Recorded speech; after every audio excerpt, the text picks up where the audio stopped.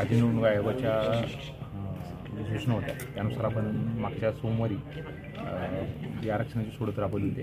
त्यानंतर आम्ही त्याचा जो रिपोर्ट आहे त्याचं इतिवृत्त असं आम्ही आयोगाकडे सादर केलं होतं आणि जवळजवळ 6 ते 7 महानगरपालिकांमध्ये आयोगानं जे आपल्याला रिवाईज सूचना दिल्या त्याच्यामध्ये त्यांना जाणवलं की प्रक्रियामध्ये थोडासा बदल करून त्यांनी आम्हाला आपल्याकडे जे विशेष सूचना दिली होती म्हणजे की प्रभाग क्रमांक 14 याच्यामधली जी जागा होती ती स्पेसिफिक 14 क ही जागा आहे ती ओबीसीसाठी रिझर्व होईल असं सूचना दिली आणि 14 ची जागा ही सर्वसाधारण महिलेसाठी आहे आणि उर्वरित आम्हाला जे 16 प्रभाग त्यांनी आयडेंटिफाय करून दिले ते 16 प्रभागामधून आपल्याला 5 जागा स्पेशली ओबीसीच्या म्हणजे ज्याला नागरिकांचा मागास प्रवर्ग ज्याला आपण असं म्हणतो त्याच्या एकूण आपल्याला जे जागा आरक्षित करायच्या होत्या त्यापैकी ज्या 5 जागा होत्या त्या 16 प्रभागामधून करायच्या अपेक्षित होत्या आणि ती आपण प्रक्रिया या ठिकाणी राबवलेली आहे। राबवून त्यानंतर मग परत जनरल महिला किंवा सर्वसाधारण महिला ज्या आहेत त्याचेसुद्धा आपण आरक्षण ठेवलेलं आहे। ही प्रक्रिया आज झालेली आहे आणि आज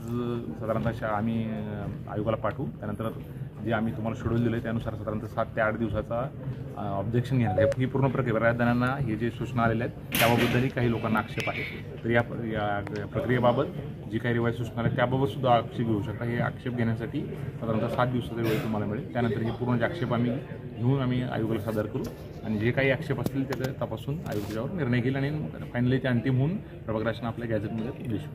धन्यवाद। Thank you sir.